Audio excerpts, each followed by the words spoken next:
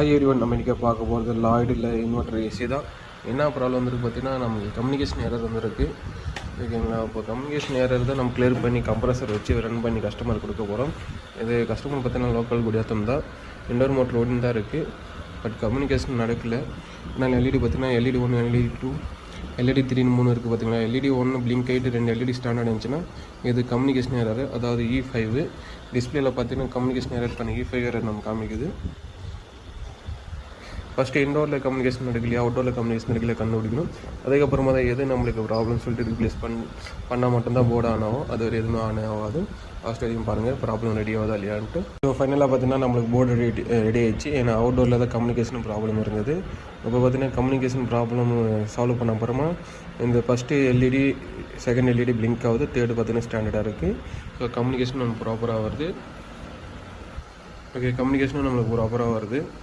So அதனால் compressor on ஆகுதா இல்லையான்ட்டு UVW tester போட்டிருக்கோம். சிக்னல் வரல. நம்மளுக்கு சிக்னல் வந்துச்சுன்னா நம்மளுக்கு கம்ப்ரஸர் ஒரு வாட்டி ரன் பண்ணி கஸ்டமருக்கு கொடுத்துடலாம். அதே மாதிரி எரர் கூட எதுவுமே இல்லை, 17 தான் இருக்குது.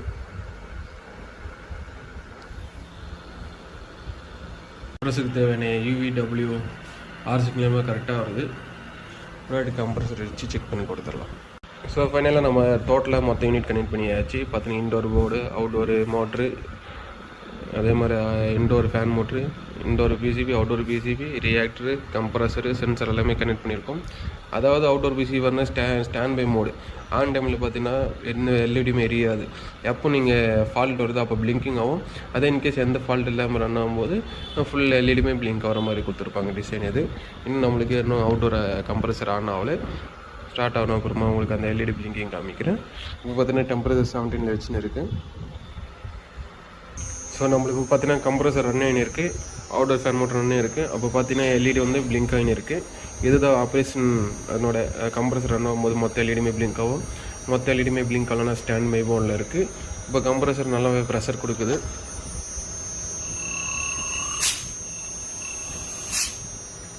நம்மளுக்கு பார்த்தீங்கன்னா யூனிட் பக்காவாக ரெடி ஆகிடுச்சு. எதுவுமே கஸ்டமர் ப்ளேஸ் அப்படியே ஃபிட் பண்ண மட்டும் போதும். அது பார்த்து ரன் ஆகின்னு இருக்கும். ஆம்ஸ் எவ்வளோ எடுக்குதுன்னு பார்க்கலாம். ஏன்னா இது வந்து ஒட்டானு தான், அதனால் உங்களுக்கு 1.5 எடுத்துரும். இப்போ பார்த்தீங்கன்னா செகண்ட் ஸ்பீட் ஒன்று இருக்குன்னா 0.8 ஆம்ஸ் ஓடின்னு இருக்குது. இது ஹீட்சிங் பேஸ்ட் கொடுத்துருப்பாங்க மோஸ்ட். அது மாதிரி ஹீட்சிங் பேஸ்ட் எதுனா வந்து ட்ரை ஆகிட்டுச்சுன்னா மறுபடியும் அப்ளை பண்ணுங்கள். அப்போ தான் வந்து ஹீட் நல்லா அப்சர்வ் ஆகும். இல்லைனா ஆனால் IPM ஓவர் ஹீட் சைடு சீக்கிரமாக ஆஃப் ஆகிடும் கம்ப்ரஸரு.